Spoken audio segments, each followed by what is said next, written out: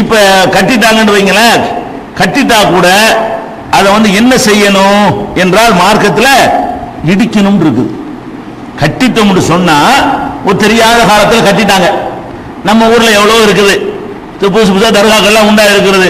அனைத்து முஸ்லீம்களும் சேர்ந்து அவங்களுடைய ஒட்டுமொத்த கடமை என்ன, அதாவது கலவரத்தை உண்டாக்கிட கூடாது. போய் அனைவரும் சேர்ந்து புரிந்து கொண்டு என்ன செய்யணும், அது ரிமூவ் பண்ண. ரசூல் ஸல்லல்லாஹு அலைஹி வஸல்லம் அவர்கள் காபத்துல்லாவுக்குள்ள இப்ராஹிம் நபி இஸ்மாயில் நபி சிலையெல்லாம் இருந்தது. அது அவங்க ரிமூவ் பண்ணல மக்காவில் இருந்த வரைக்கும். எப்ப ரிமூவ் பண்ணாங்க, அவங்க கையில் அல்லாஹ் ஒரு ஆட்சி அதிகாரத்தை கொடுத்து மக்காவுல வெற்றி வீரராக நுழையும் பொழுதுதான் அதுக்கு வெளியே போட்டாங்க. ஒன்னு ஆட்சி இருந்தா ரிமூவ் பண்ணணும், இல்ல எல்லாருமா சேர்ந்து தெரிஞ்சுட்டாங்கன்னு சொன்னா அதை வந்து அவங்க இது பண்ணிக்கிறேன் பிரச்சாரம் பண்ணலாமே தவிர நீங்க கடப்பாளத்துக்கு போயிடக்கூடாது. ரசூல் ஸல்லல்லாஹு அலைஹி வஸல்லம் அந்த மாதிரி செய்யல. அந்த மாதிரி பிரச்சாரத்தின் மூலம் மக்களை வென்றெடுக்காம நீங்க போய் இடிச்சீங்கன்னு சொன்னா அவங்க அதை பெருசா கட்டுவாங்க. நீங்க வந்து சின்னதை போய் இடிச்சுங்களா, இடிச்சு விட்டீங்களா, இந்த பாரு இன்னும் கொஞ்சம் பெருசா கட்டுறது, அப்படித்தான் அது போய் நிற்கும். மக்களை ஃபர்ஸ்ட் திருத்த வேண்டும். இது தப்புங்கிறது புரிய வைக்கணும். மக்கள் என்ன செய்யணும், தர்கா கட்டுற மார்க்கத்தில் இல்ல, இது நபிகள் நாயகம் தடுத்தது அப்படிங்கறத கொள்கை அளவுல நம்ம புரிய வச்சோம்னு சொன்னா நம்ம ஒரு பாவத்தையில செய்யறோம். ரசூல் ஸல்லல்லாஹு அலைஹி வஸல்லம் தடுத்த ஒரு காரியத்தை அவங்க மார்க்கத்தின் பேரால செய்யறோமே அப்படின்னு விளங்கி கொள்வார்கள். அதுக்கு என்ன ஆதாரம்னு கேட்டா, இப்ப நபிகள் நாயகம் ஸல்லல்லாஹு அலைஹி வஸல்லம் சொன்னதாக அபுல் ஹய்யாஜ் என்று ஒருத்தர் இருந்தார். அவர் வந்து ஒரு படை தளபதியா இருக்கிறார் அலி ரலியல்லாஹு அன்ஹு காலத்துல. அப்ப அலி ரலியல்லாஹு அன்ஹு என்ன செய்யறாங்கன்னு கேட்டா, அவரை கூப்பிடுறாங்க. கூப்பிட்டு சொல்றாங்க, அலா அபாசுக அலாமா பாசனி அலைஹி ரசூலுல்லாஹி ஸல்லல்லாஹு அலைஹி வஸல்லம், நபிகள் நாயகம் ஸல்லல்லாஹு அலைஹி வஸல்லம் அவர்கள் ஒரு வேலைக்காக என்னை அனுப்பினார்கள், அந்த வேலைக்கு உன்னை நான் அனுப்பட்டுமா கேட்கிறாங்க. தன்னுடைய தளபதிட்ட கேட்கிறாங்க. ரசூல் ஸல்லல்லாஹு அலைஹி வஸல்லம் உயிரோட வாழ்ந்த காலத்துல ஒரு வேலையை என்கிட்ட கொடுத்து அனுப்புனாங்க, அந்த மாதிரி வேலை ஒன்று இப்ப கைவசம் இருக்குது, அதை உன்னை அனுப்பட்டுமா அப்படின்னு கேட்கிறாங்க. அவர் சரிங்கிறாரு. அப்ப நபி ஸல்லல்லாஹு அலைஹி வஸல்லம் சொல்லி விடுறாங்க, அல்லாஹ் ததா திம்சாலன் இல்லா தமஸ்தஹு வலா கபரன் முஷ்ரிஃபன் இல்லா சவைத்தஹு, உயர்த்தப்பட்டிருக்கிற எந்த ஒரு கபரா இருந்தாலும் அதை வந்து நீ தரமட்டமாக்காமல் விடாத. இதுதான் எனக்கு ரசூலுல்லாஹ் ஒரு காலத்தில் கொடுத்த டியூட்டி. ரசூல் ஸல்லல்லாஹு அலைஹி வஸல்லம் ஆட்சியில் இருக்கும் பொழுது எனக்கு என்ன டியூட்டி கொடுத்தாங்க, எந்தெந்த கபர் ஒசரமா கட்டி இருக்கிறதோ அதை போய் இடிச்சிட்டு வா என்று சொல்லி ரசூல் ஸல்லல்லாஹு அலைஹி வஸல்லம் எனக்கு வந்து ஆர்டர் பண்ணாங்க. கவர்மெண்ட் இடிச்சிட்டு வான்னு சொன்னா அப்ப ரசூல் ஸல்லல்லாஹு அலைஹி வஸல்லம் ஜனாதிபதி என்ற முறையில் அவங்க ஆர்டர் போட்டால் செஞ்சு ஆகணும். அது மாதிரி இடிக்க சொல்லி கட்டளை இட்டார்கள் சொல்லி அலி ரலியல்லாஹு அன்ஹு அவர்கள் வந்து அபுல் ஹய்யாஜ் என்று சொல்றாங்க. இது சஹீஹ் முஸ்லிம்ல 1609வது ஹதீஸாக பதிவு செய்யப்பட்டிருக்கிறது.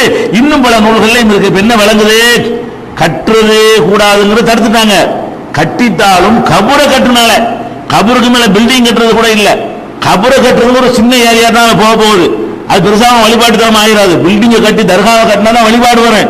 இந்த கபரை கட்டினா கூட என்ன செய்யணுமா, அதை வந்து இல்லா சவைத்தஹு, அதை தரமட்டமாக்காமல் விடக்கூடாது என்று நபிகள் நாயகம் ஸல்லல்லாஹு அலைஹி வஸல்லம் சொன்னார்கள் என்று முஸ்லிம்ல 1609வது ஹதீஸ்ல இடம்பெற்றிருக்கிறது. ரசூலுல்லாஹ் தடுத்திருக்கிறாங்க. இந்த ஹதீஸ் எடுத்து சொன்னா உடனே நியாயப்படுத்திட்டு இருக்கிறது, ஹதீஸ் இருக்கத்தான் செய்கிறது, ஆனா அதுக்கு அந்த அர்த்தம் இல்ல. எந்த அர்த்தம் இல்லையா, இந்த சவ்வைத்தஹுன்னு வார்த்தை வருதுல, வலா வலா கபரன் முஷ்ரிஃபன் இல்லா சவ்வைத்தஹு, இந்த சவ்வைத்தங்கிற அரபி வார்த்தை வந்து பல அர்த்தம் உள்ள வார்த்தைங்க. அவங்க என்ன பண்றாங்கன்னு கேட்டா, சவ்வைத்தன்னா சீர்படுத்துதல். சவ்வைத்தன்னா அர்த்தம் எந்த ஒரு கபரையும் தரமட்டமாக்காதுன்றதுக்கு அர்த்தம் கிடையாது. வேற என்ன அர்த்தம், சீர்படுத்துன்னு அர்த்தம். அப்ப கபரை அழகா பினிஷ் பண்ணுங்க அப்படி அர்த்தம் செய்யறா. எப்படி செய்யணுமா, கபர் கட்டினா அந்த கபர் வந்து செய்யணுமா, படுவல் பினிஷிங்கா பாக்குறதுக்கு நல்லா இருக்கணுமே தவிர அதான் சீராக்குது. அப்ப ரசூல் ஸல்லல்லாஹு அலைஹி வஸல்லம் சொன்ன வார்த்தை என்ன, இல்லா சவ்வைத்தஹு என்று சொன்னார்கள்.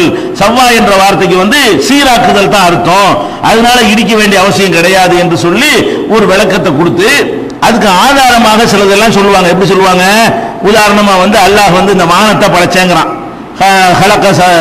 ஹுவல்லதி ஹலகலக்கும் மா ஃபில் அர்தி ஜமீஅன் சும்ம ஸ்தவா இலா ஸமாயி ஃபஸவ்வாஹுன்ன சபா ஸமாவாத்தின். அல்லாஹ் வந்து இந்த வானங்களை வந்து 7 வானங்களாக சவ்வாங்கிற வார்த்தை இல்லா சவ்வைத்தஹுன்னு இருக்குல்ல, அதே வார்த்தையை எதுக்கு அல்லாஹ் பயன்படுத்தினா, வானங்களை, அது வானங்களை ஒழுங்குபடுத்தினான்னு அர்த்தம் செய்யறதா, வானத்தை தரமட்டமாக்கணும்னு அர்த்தம் செய்வதா கேட்கறாங்க. அவங்க என்ன கேட்கறாங்க, இல்லா சவ்வைத்தஹுன்னு வருதுல இந்த கபர் விஷயத்துக்கு, இந்த கபர் விஷயத்துக்கு சவ்வைத்தன்னு வந்த உடனே அப்ப சவ்வைத்தங்கிற அர்த்தத்துக்கு என்ன அர்த்தம், வார்த்தைக்கு என்ன அர்த்தம் கொடுக்கணும், அதை வந்து ஒழுங்குபடுத்தணும்னு தான் அர்த்தம் கொடுக்கணும், இடிச்சு தரமட்டமாக்கணும்னு அர்த்தம் கொடுக்க கூடாது. அப்ப வானத்தை வந்து அல்லாஹ் இடிச்சு தரமட்டமாக்கிட்டானா, சவ்வாஹுன்ன சபா ஸமாவாத்தின் 7 வானங்களாக அவற்றை ஒழுங்குபடுத்தினான். 7 வானங்களாக அவற்றை இடிச்சு தரமட்டமாக்கணும் அர்த்தம் வருமா? வராது. அப்ப சவ்வாவுக்கு இவர்கள் தப்பா அர்த்தம் செய்கிறார்கள். நம்மளை பார்த்து சவ்வாவுக்கு நம்ம என்ன செய்யறோமா, தப்பா அர்த்தம் செய்யறோம்னு சொல்லி அந்த குர்ஆன் வசனத்தை எடுத்து இதை காட்டுவாங்க. அதே மாதிரி மனிதனை பற்றி பேசும் பொழுது ஃபைதா சவ்வைத்துஹு அல்லாஹ் சொல்றான், இந்த ஆதமை மண்ணிலிருந்து நான் படைக்க போகிறேன் என்று சொல்லிவிட்டு ஃபைதா சவ்வைத்துஹு அவரை நான் சீர்படுத்திய பொழுது வனபக்து ஃபீஹி மின் ரூஹி எனக்கு சொந்தமான ரூஹை அவருக்கு நான் ஊதும் பொழுது ஃபகவுலஹு சாஜிதீன் அவருக்கு சஜிதா செய்யுங்கள் பணியுங்கள் என்று அல்லாஹ் சொன்னான். அந்த இடத்துல அல்லாஹ் என்ன வார்த்தையை பயன்படுத்தினான்? ஃபைதா சவ்வைத்துஹு அவரை இடிச்சு தரமட்டமாக்குற அர்த்தம். ஆதம் அலைஹிஸ்ஸலாத்தை தரமட்டமாக்கும் பொழுது நீங்க எல்லாம் பணியுங்கள் அர்த்தமா, அவரை சரிப்படுத்தும் அர்த்தமா? சரிப்படுத்தும் பொழுது மண்ணா இருந்தாலும் சரிப்படுத்துறது அர்த்தம். அப்படிங்கிற மாதிரியான உதாரணமா இந்த இது எங்க இருக்குன்னா 15:29, 32:9, 2:29 இந்த மாதிரி வசனங்களை எல்லாம் எடுத்து வைத்துக் கொண்டு இல்லா சவ்வைத்தமும் வருதுல, எந்த ஒரு கபரையும் தரமட்டமாக்காமல் விடாது நம்ம அர்த்தம் செய்கிறோம். அவங்க அந்த சவ்வைத்துக்கு என்ன அர்த்தம் செய்வாங்கன்னா எந்த ஒரு கபரையும் சீர்படுத்தாம ஒழுங்குபடுத்தாம விடாத. அப்ப ஒழுங்கற்ற கபர்களை எல்லாம் நல்லா ஒழுங்குபடுத்துங்க, நல்லா பூசி மெழுகி செலவுகள் எல்லாம் போட்டு அப்படி பண்ணுங்க, பாலிஷ் பண்ணுங்கன்னு அர்த்தம். அப்படிங்கிற மாதிரி ஒரு வியாக்கியானத்தை கொடுக்குறாங்க. இதுல என்ன அது பார்த்தா சரி மாதிரி தெரியும். குர்ஆன்ல இருந்து காட்டுறாங்கல்ல, சவ்வைத்தன்னு வருது, இப்ப சவ்வா உண்ணு வருது, அங்க போய் இடிச்சு தரமாட்டமாக்கணும் வருமா? வராதுங்க. இது எதனால அந்த குழப்பம் வருதுன்னு கேட்டா ஒரு விஷயத்தை இந்த சவ்வாங்கிற வார்த்தைக்கு நேரடி அர்த்தம் ஒழுங்குபடுத்துறது தான். ஒழுங்குபடுத்துறது நேரடியான அர்த்தம். இந்த ஒழுங்குபடுத்துறது என்பதை எதோட சேர்க்கிறோமோ அதுக்கு தகுந்த மாதிரி அதனுடைய அர்த்தம் மாறிவிடும்.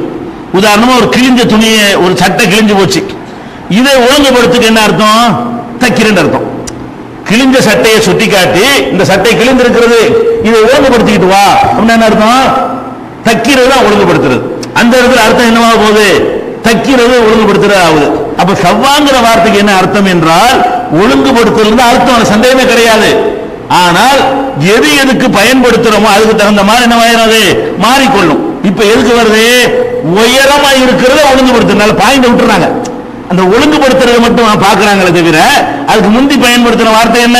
ஒலா கபரன் முஷ்ரிஃபன் உயரமா இருக்கிற எந்த ஒரு கபரையும் ஒழுங்குபடுத்துறது சீர்படுத்துறது அர்த்தம்.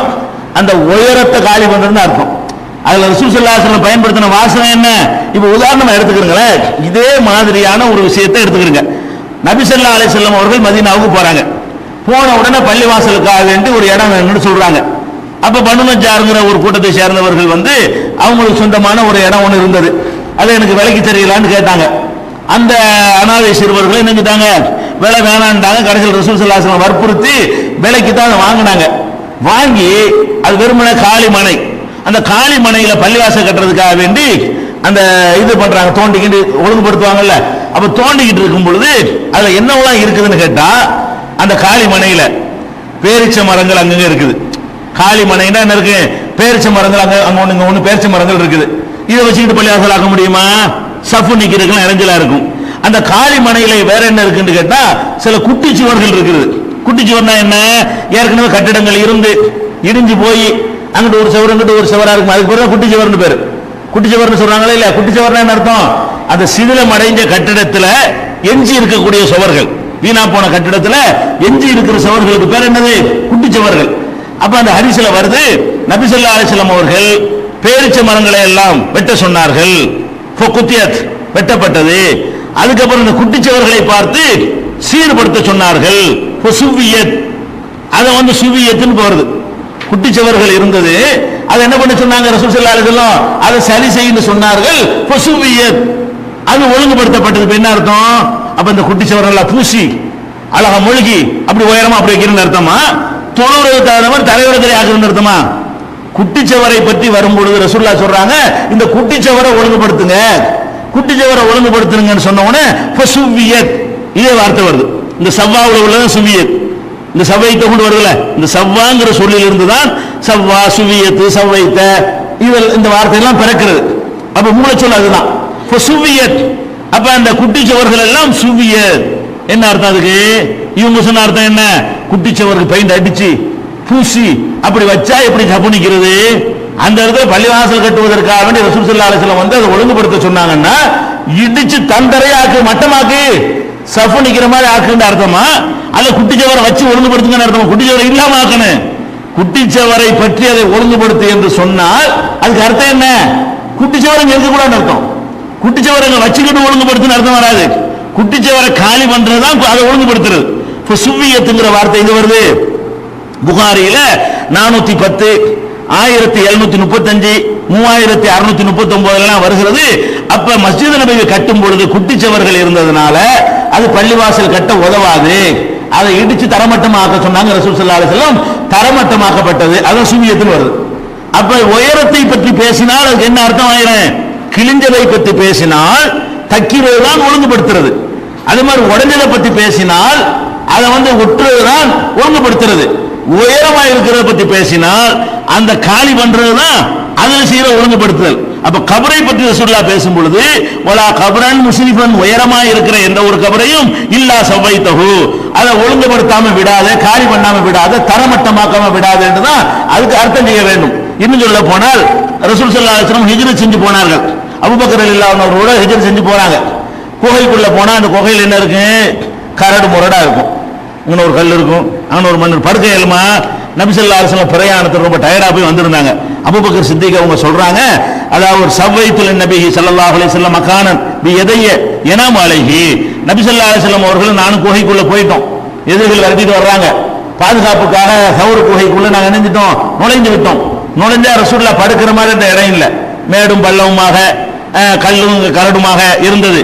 உடனே என் கையினால் அந்த இடத்தை சமநிலையில் ஆக்கி அதுல ரசூலுல்லாஹ் படுக்க வச்சேன் அப்படின்னு சொல்லும் பொழுது அபூபக்கர் சித்திக் பயன்படுத்துற வார்த்தை என்னன்னா வஸவைது லின்னபி ஸல்லல்லாஹு அலைஹி வஸல்லம், ரசூல் ஸல்லல்லாஹு அலைஹி வஸல்லம் அவர்களுக்காக வேண்டி நான் என்ன செஞ்சேன்? அந்த கரடு முரடை எல்லாம் சரிப்படுத்தினேன். அப்படின்னா அந்த கரடு முரடை எல்லாம் அதை வச்சு அதுக்கு மேல பெயிண்ட் அடிச்சு அதுக்கு மேல பூசி அதுக்கு மேல படுங்கன்னாங்களா? கரடு முரடை எல்லாம் காலி பண்ணாங்களா? ரிமூவ் பண்றதுன்னு அர்த்தம். கரடு முரடை சரி பண்றதுன்னு அர்த்தம், அதை இல்லாம ஆக்கிறதுன்னு அர்த்தம். அது எங்க இது புகாரியில 3379, 3346 அந்த ஹதீஸ்கள் எல்லாம் பார்க்கிறோம். அதே மாதிரி ஒரு மனிதர் தொழுகிறாரு, தொழுகும் போது கல்லு மண்ணுமா கிடக்கிறது கட்டாந்தரையில, அந்த கல்லு நெத்தில குத்தும். ரோட்ல தொழுவுறீங்கன்னு வைங்க, வெறும் தரையா சமமா இருந்தால் நெத்தில குத்தாது. இப்படி ஏத்திக்கிட்டு இறங்கிட்டு இருந்தா என்னவாக அது நெத்தில குத்தும், கையெல்லாம் வைக்க முடியாது. அப்ப அதை பத்தி ரசூலுல்லாஹ் கேட்கிறாங்க, அர் ரஜுலு யுஸவ்வி துராப ஹைது யஸ்ஜுது, சஜ்தா செய்யும் பொழுது அவன் சஜ்தா செய்யற அந்த மண்ணை சமமா ஆக்குறானே, அது கூடுமா? நெத்தியை கொண்டு வைக்க போறோம், ஒரு கல் நீடிட்டு இருக்குது, அது தட்டி விட்டு சமமாக்குறானே, இதை செய்யலாமான்னு ரசூலுல்லாஹ் கேட்கிறாங்க. அப்ப ரசூல் ஸல்லல்லாஹு அலைஹி சொல்றாங்க, இன் குன்த ஃபாயிலன் ஃபவாஹிதா, செஞ்சுக்கலாம், தொழுதுகிட்டு இருக்கும் போது அதை செய்யலாம். ஒரு தடவையில செஞ்சிருக்கு, ஒரு தட்டு தான், இப்படி இப்படின்னு சஜ்தா செய்யக்கூடாது. போய்கிட்டு இருக்கும் செய்யணும், அது ஒரு தட்டு தட்டி விட்டுட்டு சமம் ஒரு தட்டுல சமமாக்கிடணும். சமமாக்கி விட்டு நீ செய்து கொள் அப்படின்னு ரசூல் ஸல்லல்லாஹு அலைஹி வஸல்லம் சொன்னதாக முஸ்லிம்ல 851 வருது. இதுலயும் வருது யுஸவ்வி துராப, மண்ணை சமமாக்குறது, சமமட்டமாக்குனா அவன் நெத்தியில குத்தாது, அது செய்யலாமானா ஒரு வேளை செஞ்சுக்க. எதுக்கு இதை சொல்றோம்னு கேட்டா, இந்த சவ்வாங்கிற வார்த்தையை வைத்துக் கொண்டு அவர்கள் தப்பான வியாக்கியானம் கொடுக்கிறார்கள், அதுக்காக சொல்றோம். அப்ப நல்ல விலைக்கு உயரமா இருக்கிற கபரை இடிக்கிறது தான் அதுக்கு அர்த்தம். அதுதான் அர்த்தம் என்பதற்கு இது மாத்திரம் ஆதாரம் கிடையாது. இன்னும் ஏராளமான திருமதி இமாம் அவர்கள் இந்த ஹதீஸை பதிவு செய்யறாங்க. பதிவு செஞ்சுட்டு இந்த ஹதீஸுக்கு கீழே சொல்றாங்க, வல் அமலு அலா ஹாதா இந்த பாலி அஹ்லில் இல்மி யக்ரஹூன அன் யுர்ஃபஅல் கப்ரு ஃபௌகல் அர்லி. இந்த ஹதீஸுக்கு அர்த்தம் செய்வதில் அர்த்தத்தினால சென்ற வருது, அர்த்தம் செய்யறது சரியாங்கிற திருமதி இமாம் மாதிரி ஒரு மொழி வல்லுநர் இவர்கள்லாம் திருமதி இமாம் என்ன சொல்றாங்க, இந்த ஹதீஸுடைய அர்த்தத்தை சொல்றாங்க. இதன் அடிப்படையில் பூமியை விட மேலே கபரை உயர்த்துவது கூடாது என்று அறிஞர்கள் முடிவு செய்கிறார்கள். இதன் அடிப்படையில் சபைத்தோக்கு ஒழுங்குபடுத்துற அர்த்தமா இருந்தா அப்படி முடிவு எடுப்பாங்களா? அந்த அர்த்தம் இல்லாதனால இப்படி முடிவு எடுக்கிறாங்கன்னு சொல்றாரு திருமதி இமாம். இது 970 இடம்பெற்றிருக்கிறத பார்க்கிறோம். அதே மாதிரி குர்ஆன்ல 4:42 அல்லாஹ் சொல்லி காட்டுகிறான், யௌமையின் யவத்துல்லதீன கஃபரு வஸவர் ரசூல லவ் துஸவா பிஹிமுல் அர்து. நிராகரிப்பவர்கள் கியாமத் நாள்ல சொல்வார்கள், தங்களை போட்டு இந்த பூமியை சமமாக்கி விட்டால் தேவையில்லை, உசுரோடு நிற்பாங்க. கொஸ்டின் கடுமையா இருக்கு, நம்மள இந்த பூமிக்குள்ள போட்டு தரமட்டமா ஆக்கிட்டாண்டா, காலி பண்ணிட்டாண்டா தேவையில்லையே அப்படின்னு ஆசைப்படுவான். செத்துட்டா தேவையில்லைன்னு ஆசைப்படுவான், செத்து இந்த மண்ணோட மண்ணை ஆகிட்டா தேவையில்லைன்னு ஆசைப்படுவான். அதுக்கு எல்லாம் பயன்படுத்துற வார்த்தை துசவ்வாங்கிற வார்த்தை. அப்ப இந்த சவ்வாங்கிற வார்த்தையை வைத்துக் கொண்டு விளையாடுறாங்க. இதுக்கு எந்த விதமான ஆதாரமும் கிடையாது. அதாவது கபரை கட்டக்கூடாது, கட்டினா இடிக்கணும் என்பதுதான் நபி ஸல்லல்லாஹு அலைஹி வஸல்லம் தெளிவான தீர்ப்பு.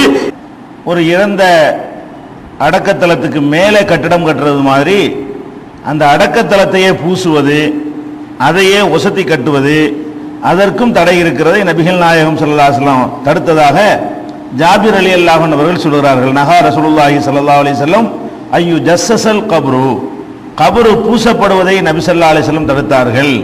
வ ஐ யுப்னா, கபரையே கட்டுறது இருக்குல்ல, கபருக்கு மேல பில்டிங் கட்டுறது வேற, கபரை கட்டுறது வேற, அதையும் நபிகள் நாயகம் ஸல்லல்லாஹு அலைஹி வஸல்லம் தடுத்தார்கள் என்று ஜாபிர் ரலியல்லாஹு அன்ஹு அவர்கள் அறிவிக்கக்கூடிய ஹதீஸ் முஸ்லிம்ல 1610வது ஹதீஸாக பதிவு செய்யப்பட்டிருக்கிறது. ஏற்கனவே ஒரு ஹதீஸை உங்களுக்கு சொல்லி இருக்கிறோம். ஒரு கபர்ல எந்த மண்ணை நம்ம எடுக்கிறோமோ அதுக்கு மேல அதிகப்படுத்தக்கூடாது. தனியா கட்டுறதுன்னு சொன்னா வெளியே இருந்து சிமெண்ட், செங்கல் அதெல்லாம் வெளியே இருந்து தான் கொண்டு வர்றாங்க.